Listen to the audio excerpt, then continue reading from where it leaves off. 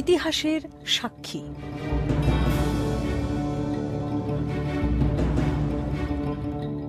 আমেরিকার ফেডারেল আইনে একই লিঙ্গের মধ্যে বিয়ের স্বীকৃতিতে বাধা হয়েছিল যে ধারাটি, সম্প্রতি সেদেশের সুপ্রিম কোর্ট তা বাতিল ঘোষণা করেছে।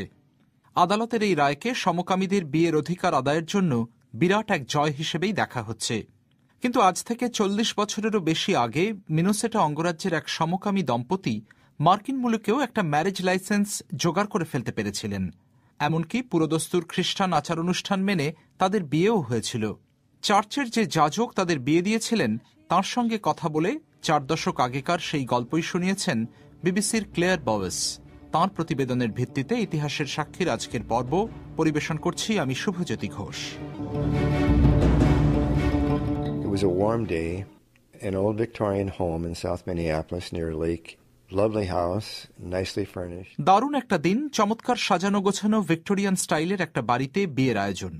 1971-এর সামারে সেই বিয়ের প্রস্তুতিতে অস্বাভাবিক কিছু ছিল না, শুধু এটুকু ছাড়া যে হবু দম্পতির দুজনেই ছিলেন পুরুষ। আমেরিকায় সেটাই ছিল সমকামীদের মধ্যে প্রথম বিবাহ। And there were a number of people there, mostly gay and some lesbian and some straight people. There was a cake with rather than a man and a woman on the top, there was a bride and a groom. There was two grooms. আমন্ত্রিতদের মধ্যে পুরুষ সমকামীরা যেমন ছিলেন, ছিলেন মহিলা সমকামীরাও। সমকামী নন এমনও কয়েকজন এসেছিলেন। বিয়ের কেকের ওপর শুধু পাত্রপাত্রীর ছবি নয়, ছিল 2 পাত্রর ছবি, যারা হলেন জ্যাক বেকার আর মাইক ম্যাকোনেল। দুজনেই তরুণ, পেশাদার, সুদর্শন, আর সেই বিশেষ দিনে তাদের জুটিকে যে মানিয়েও ছিল দারুণ, সে কথা বলতে কোনো দ্বিধা নেই মেথডিস্ট মিনিস্টার রজার লিনের। It was very clear that these two people were in love with each other and that they were a good balance. You know, Michael is more introverted, Jack is more extroverted. They balanced each other. বোঝাই যাচ্ছিল দুজনে পরস্পরকে ভীষণ ভালোবাসেন। Mic একটু অন্তর্মুখী স্বভাবের আর Jack বহির্মুখী, ফলে দুজনের সম্পর্কে একটা দারুণ ভারসাম্যও ছিল। কিন্তু এই যে একটা নিখুঁত দাম্পত্য সম্পর্কের ছবি, সে যুগে সমকামিতার ধারণার সঙ্গে তা কিন্তু একেবারেই খাপ খেত না। 70-এর দশকের গোড়ার দিকে আমেরিকায় সমকামী হলে আপনাকে চাকরি, বাড়িঘর বা এমনকি নিজের পরিবার পর্যন্ত খোয়াতে হতে পারত। A lot of people saw the gay community as just gay bars and promiscuous sex and a lot of, you know, a lot of bad PR and so going. অনেকেই তখন সমকামীদের ঘৃণার চোখে দেখত, ভাবত ওরা গে বারে যায়, যৌনতা বিক্রি করে। ভীষণ খারাপ ধারণা ছিল ওদের সম্পর্কে। ফলে সমকামীদের বিয়েকে সমর্থন করাটা সমাজের মূল ধারার জন্য ছিল বিরাট একটা ধাক্কা। কিন্তু সমকামীরা বলতে চাইছিলেন যে আমরা তো বাকি সবার মতোই, চাকরি করছি, কর দিচ্ছি, বাড়ি কিনছি, তো পরস্পরকে বিয়ে করলে ক্ষতি কি? পাস্টার রজার লিনের সঙ্গে জ্যাক আর মাইকের দেখা হয়েছিল একটি ড্রপ ইন সেন্টারে। যারা সমকামী হওয়ার কারণে বৈষম্যের শিকার হচ্ছেন, ওই সেন্টারে তাঁরা তিনজনই তাদের নানাভাবে সাহায্য করতেন। এই সেন্টারেই জ্যাক আর মাইক বিয়ে করার পরিকল্পনা করেন। 1970-এ তারা যখন প্রথম ম্যারেজ লাইসেন্সের আবেদন করেন, তারা দুজনেই পুরুষ। এই যুক্তিতে সেই আবেদন খারিজ হয়ে যায়। এই সিদ্ধান্তকে চ্যালেঞ্জ করে কোর্টে যান তারা, বলেন এটা অসাংবিধানিক। 1 বছর পর মিনেসোটার সুপ্রিম কোর্ট সেই আপিলও খারিজ করে দেয়। তাঁরা বলেন বিবাহ নামক প্রতিষ্ঠানটি একজন পুরুষ ও মহিলার মধ্যে মিলন। সন্তানের জন্মদান ও পরিবারের ভেতর তাকে প্রতিপালন করাও সেই বিবাহের অবিচ্ছেদ্য অংশ, আর এই প্রথা সৃষ্টির আদিলগ্ন থেকেই চলে আসছে।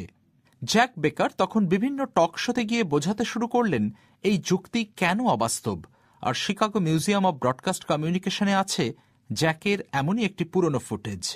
We testified before our state legislature and said, you're giving childless heterosexual couples the rights of marriage that they shouldn't have because they're not contributing to society. আমাদের মিনেসোটার আইনসভায় সাক্ষ্য দিয়ে আমরা বলেছি, তোমরা সন্তানহীন অসমকামী দম্পতিদেরও বিয়ের অধিকার দিচ্ছ। এটা দেওয়া উচিত নয়, কারণ তারা তো সমাজকে কিছু দিয়ে যাচ্ছে না।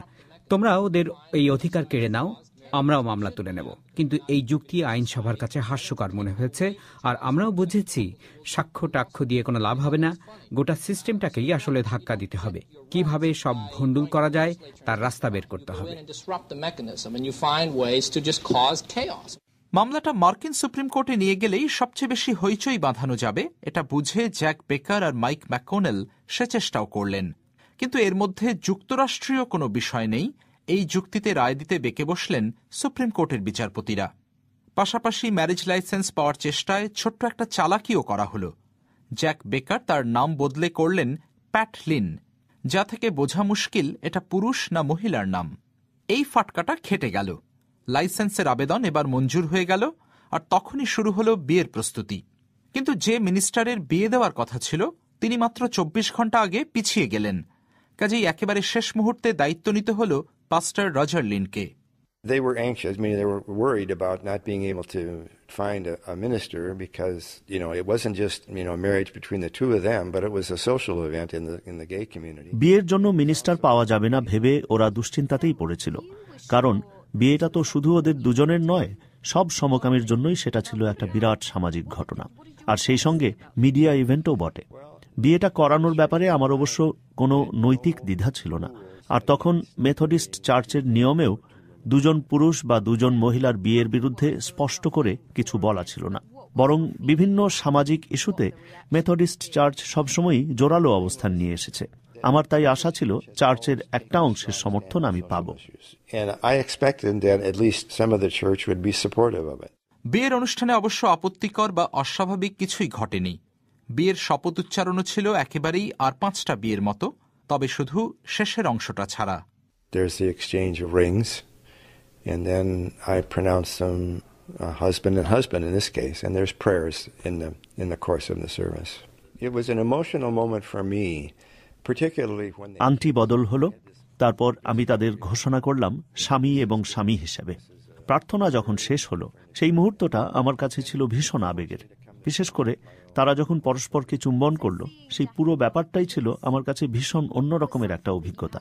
ওটা হয়তো আমার নিজের হোমোফোবিয়া বা সমকামী বিদ্বেষ কাটিয়ে উঠতেও সাহায্য করেছিল। আমি এর আগে কখনো দুজন সমকামীকে অন্তরঙ্গ অবস্থায় দেখিনি। আমাকেও একজন পুরুষ ওভাবে চুমু খাচ্ছে, এই ভাবনাটাই ছিল ভয় পাইয়ে দেওয়ার মতো। সমকামীদের সাহায্য করাটা রজারের দৈনন্দিন কাজেরই অংশ ছিল, কিন্তু তখন তিনি নিজেরই সংস্কারের মুখোমুখি দাঁড়িয়ে। বিয়ের অনুষ্ঠানের শেষে সমবেত অতিথিদের অনেকেই যখন জলভরা চোখে তাঁর দিকে এগিয়ে এলেন, রজার বুঝেছিলেন তিনি ঠিক কাজই করেছেন। তবে সবাই যে খুশি হয়েছিলেন তা নয়।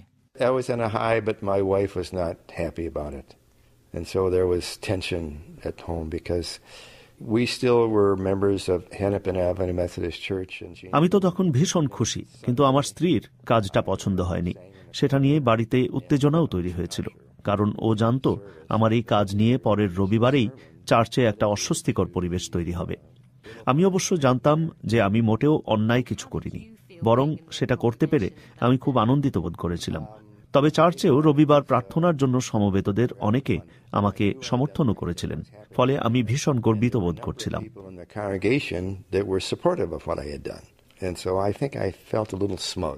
কিন্তু সেই কাজের অভিঘাত যে কি সাংঘাতিক হতে যাচ্ছে সেটা টের পেতেও তার দেরি হয়নি। খুব শিগগিরই মেথডিস্ট মিনিস্ট্রিতে রাশি রাশি চিঠি জমা পড়তে লাগলো। সারা দেশ থেকে লোকজন প্রতিবাদ জানিয়ে লিখতে শুরু করলেন। Somebody wrote a letter to me from Boston addressed to gay hippie minister Minneapolis, and it got to me. It was delivered to me. I really hadn't appreciated. Boston থেকে একজন চিঠি লিখেছিলেন গে হিপি মিনিস্টার মিনিয়াপলিস এই ঠিকানায়। সেই চিঠি আমার দরজায় এসে পৌঁছালো। আসলে ওই ঘটনায় যে এত সাংঘাতিক প্রতিক্রিয়া হবে, লোকে আমার কাজকে কি চোখে দেখবে, সে সমস্ত আমি ভাবিইনি। কয়েকদিন বাদে চাকরি থেকেও বরখাস্ত হলাম। কিন্তু আমি যে অন্যায় কিছু করিনি, উল্টে কোম্পানির বিরুদ্ধে মামলা করলে তারাই বিপদে পড়বে, এটা আমার এক বন্ধু ডিরেক্টরকে বোঝানোর পর চাকরি ফেরত পেলাম ঠিকই, কিন্তু বছরখানেক বাদে কন্ট্রাক্টের মেয়াদ শেষ হতেই তা আর নবায়ন করা হলো না। এই ঘটনার প্রভাব পড়েছিল আমার নিজের বিবাহিত জীবনেও। সব মিলিয়ে এই কাজের জন্য আমাকে অনেক মূল্য চোকাতে হয়েছে ঠিকই, কিন্তু যা করেছি তার জন্য কখনোই আমার কোনো অনুশোচনা ছিল না। আজ যদি আমি আরও একবার সুযোগ পাই, আবার কিন্তু ঠিক একই কাজ করব।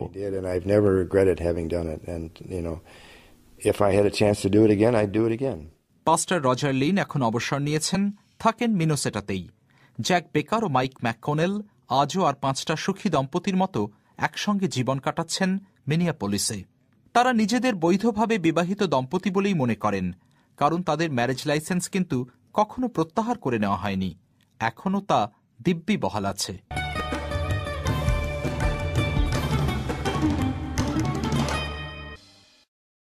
তিনি মাত্র 24 ঘন্টা আগে পিছিয়ে গেলেন। কাজেই একেবারে শেষ মুহূর্তে দায়িত্ব নিতে হল পাস্টর রজার লিনকে।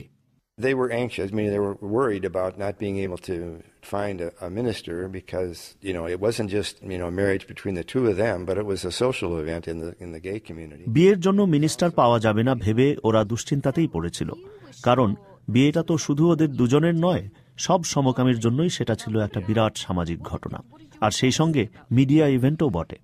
বিয়েটা করানোর ব্যাপারে আমার অবশ্য কোনো নৈতিক দ্বিধা ছিল না, আর তখন মেথডিস্ট চার্চের নিয়মেও দুজন পুরুষ বা দুজন মহিলার বিয়ের বিরুদ্ধে স্পষ্ট করে কিছু বলা ছিল না, বরং বিভিন্ন সামাজিক ইস্যুতে মেথডিস্ট চার্চ সবসময়ই জোরালো অবস্থান নিয়ে এসেছে।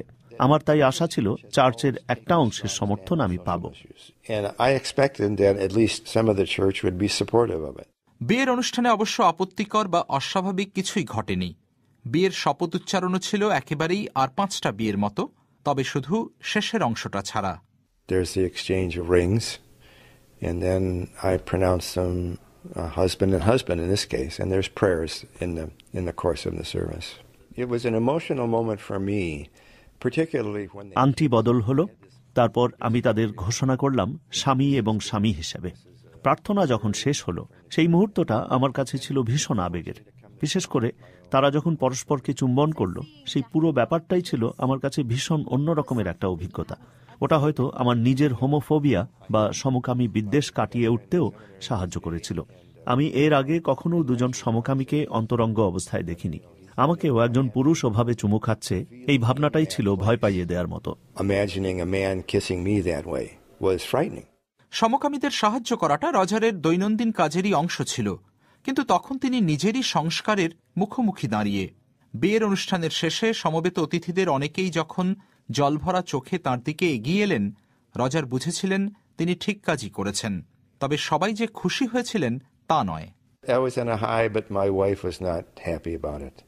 And so there was tension at home because we still were members of Hennepin Avenue Methodist Church. আমি তো তখন ভীষণ খুশি, কিন্তু আমার স্ত্রীর কাজটা পছন্দ হয়নি। সেটা নিয়ে বাড়িতে উত্তেজনাও তৈরি হয়েছিল, কারণ ও জানতো আমার এই কাজ নিয়ে পরের রবিবারেই চার্চে একটা অস্বস্তিকর পরিবেশ তৈরি হবে। আমি অবশ্য জানতাম যে আমি মোটেও অন্যায় কিছু করিনি, বরং সেটা করতে পেরে আমি খুব আনন্দিত বোধ করেছিলাম। তবে চার্চেও রবিবার প্রার্থনার জন্য সমবেতদের অনেকে আমাকে সমর্থনও করেছিলেন, ফলে আমি ভীষণ গর্বিত বোধ করছিলাম।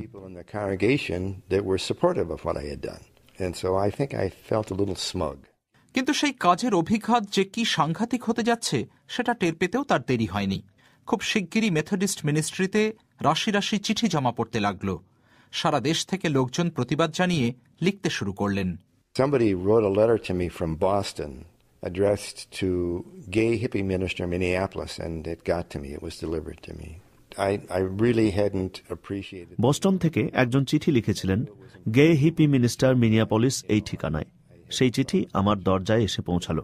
আসলে ওই ঘটনায় যে এত সাংঘাতিক প্রতিক্রিয়া হবে, লোকে আমার কাজকে কি চোখে দেখবে, সে সমস্ত আমি ভাবিইনি। কয়েকদিন বাদে চাকরি থেকেও বরখাস্ত হলাম, কিন্তু আমি যে অন্যায় কিছু করিনি। বেকার আর মাইক ম্যাকোনেল দুজনেই তরুণ, পেশাদার, সুদর্শন, আর সেই বিশেষ দিনে তাদের জুটিকে যে মানিয়েও ছিল দারুণ, সে কথা বলতে কোনো দ্বিধা নেই মেথডিস্ট মিনিস্টার রজার লিনের। It was very clear that these two people were in love with each other and that they were a good balance. Michael is more introverted, Jack is more extroverted. They balanced each other. বোঝাই যাচ্ছিল দুজনে পরস্পরকে ভীষণ ভালোবাসেন। Mic একটু অন্তর্মুখী স্বভাবের আর Jack বহির্মুখী, ফলে দুজনের সম্পর্কে একটা দারুণ ভারসাম্যও ছিল। কিন্তু এই যে একটা নিখুঁত দাম্পত্য সম্পর্কের ছবি, সে যুগে সমকামিতার ধারণার সঙ্গে তা কিন্তু একেবারেই খাপ খেত না। 70-এর দশকের গোড়ার দিকে আমেরিকায় সমকামী হলে আপনাকে চাকরি, বাড়িঘর বা এমনকি নিজের পরিবার পর্যন্ত খোয়াতে হতে পারত। A lot of people saw the gay community as just gay bars and promiscuous sex and a lot of bad PR, and so অনেকেই তখন সমকামীদের ঘৃণার চোখে দেখত, ভাবত ওরা গে বারে যায়, যৌনতা বিক্রি করে। ভীষণ খারাপ ধারণা ছিল ওদের সম্পর্কে। ফলে সমকামীদের বিয়েকে সমর্থন করাটা সমাজের মূল ধারার জন্য ছিল বিরাট একটা ধাক্কা। কিন্তু সমকামীরা বলতে চাইছিলেন যে আমরা তো বাকি সবার মতোই চাকরি করছি, কর দিচ্ছি, বাড়ি কিনছি, তো পরস্পরকে বিয়ে করলে ক্ষতি কি? pay taxes, we buy homes, and we marry each other. Pastor Roger লিনের সঙ্গে জ্যাক আর মাইকের দেখা হয়েছিল একটি ড্রপ ইন সেন্টারে। যারা সমকামী হওয়ার কারণে বৈষম্যের শিকার হচ্ছেন, ওই সেন্টারে তারা তিনজনই তাদের নানাভাবে সাহায্য করতেন। এই সেন্টারেই জ্যাক আর মাইক বিয়ে করার পরিকল্পনা করেন। 1970-এ তারা যখন প্রথম ম্যারেজ লাইসেন্সের আবেদন করেন, তারা দুজনেই পুরুষ। এই যুক্তিতে সেই আবেদন খারিজ হয়ে যায়। এই সিদ্ধান্তকে চ্যালেঞ্জ করে কোর্টে যান তারা, বলেন এটা অসাংবিধানিক। 1 বছর পর মিনেসোটার সুপ্রিম কোর্ট সেই আপিলও খারিজ করে দেয়। তাঁরা বলেন বিবাহ নামক প্রতিষ্ঠানটি একজন পুরুষ ও মহিলার মধ্যে মিলন। সন্তানের জন্মদান ও পরিবারের ভেতর তাকে প্রতিপালন করাও সেই বিবাহের অবিচ্ছেদ্য অংশ। আর এই প্রথা সৃষ্টির আদিলগ্ন থেকেই চলে আসছে। জ্যাক বেকার তখন বিভিন্ন টক শোতে গিয়ে বোঝাতে শুরু করলেন এই যুক্তি কেন অবাস্তব। আর শিকাগো মিউজিয়াম অব ব্রডকাস্ট কমিউনিকেশনে আছে জ্যাকের এমনই একটি পুরনো footage. We testified before our state legislature and said, you're giving childless heterosexual couples the rights of marriage that they shouldn't have because they're not contributing to society. আমাদের মিনেসোটার আইনসভায় সাক্ষ্য দিয়ে আমরা বলেছি, তোমরা সন্তানহীন অসমকামী দম্পতিদেরও বিয়ের অধিকার দিচ্ছ। এটা দেওয়া উচিত নয়, কারণ তারা তো সমাজকে কিছু দিয়ে যাচ্ছে না। তোমরা ওদের এই অধিকার কেড়ে নাও, আমরাও মামলা তুলে নেব। কিন্তু এই যুক্তি আইনসভার কাছে হাস্যকর মনে হয়েছে। আর আমরাও বুঝেছি সাক্ষ্য টাক্ষ্য দিয়ে কোনো লাভ হবে না। গোটা সিস্টেমটাকেই আসলে ধাক্কা দিতে হবে। কিভাবে সব ভণ্ডুল করা যায় তার রাস্তা বের করতে হবে। মামলাটা মার্কিন সুপ্রিম কোর্টে নিয়ে গেলেই সবচেয়ে বেশি হইচই বাঁধানো যাবে, এটা বুঝে জ্যাক বেকার আর মাইক ম্যাককনেল সে চেষ্টাও করলেন। কিন্তু এর মধ্যে যুক্তরাষ্ট্রীয় কোনো বিষয় নেই। এই যুক্তিতে রায় দিতে বেঁকে বসলেন সুপ্রিম কোর্টের বিচারপতিরা। পাশাপাশি ম্যারেজ লাইসেন্স পাওয়ার চেষ্টায় ছোট্ট একটা চালাকিও করা হল। জ্যাক বেকার তার নাম বদলে করলেন প্যাট লিন, যা থেকে বোঝা মুশকিল এটা পুরুষ না মহিলার নাম। এই ফাটকাটা খেটে গেল। লাইসেন্সের আবেদন এবার মঞ্জুর হয়ে গেল। আর তখনই শুরু হলো বিয়ের প্রস্তুতি। কিন্তু যে মিনিস্টারের বিয়ে দেওয়ার কথা ছিল,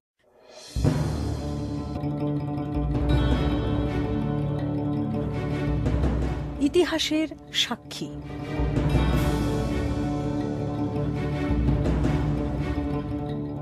আমেরিকার ফেডারেল আইনে একই লিঙ্গের মধ্যে বিয়ের স্বীকৃতিতে বাধা হয়েছিল যে ধারাটি, সম্প্রতি সেদেশের সুপ্রিম কোর্ট তা বাতিল ঘোষণা করেছে।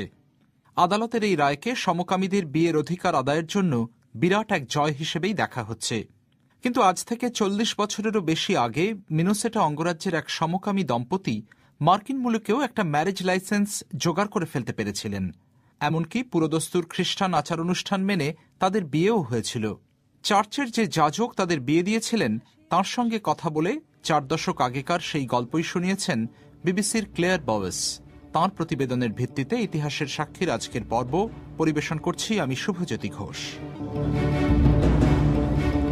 It was a warm day, an old Victorian home in South Minneapolis near a lake. Lovely house, nicely furnished. দারুণ একটা দিন। চমৎকার সাজানো গোছানো ভিক্টোরিয়ান স্টাইলের একটা বাড়িতে বিয়ের আয়োজন। 1971-এর সামারে সেই বিয়ের প্রস্তুতিতে অস্বাভাবিক কিছু ছিল না, শুধু এটুকু ছাড়া যে হবু দম্পতির দুজনেই ছিলেন পুরুষ। আমেরিকায় সেটাই ছিল সমকামীদের মধ্যে প্রথম বিবাহ। And there were a number of people there, mostly gay and some lesbian and some straight people. There was a cake with rather than a man and a woman on the top, there was a bride and a groom. There was two grooms. আমন্ত্রিতদের মধ্যে পুরুষ সমকামীরা যেমন ছিলেন, ছিলেন মহিলা সমকামীরাও। সমকামী নন এমনও কয়েকজন এসেছিলেন। বিয়ের কেকের ওপর শুধু পাত্রপাত্রীর ছবি নয়, ছিল 2 পাত্রর ছবি, যারা হলেন জ্যাক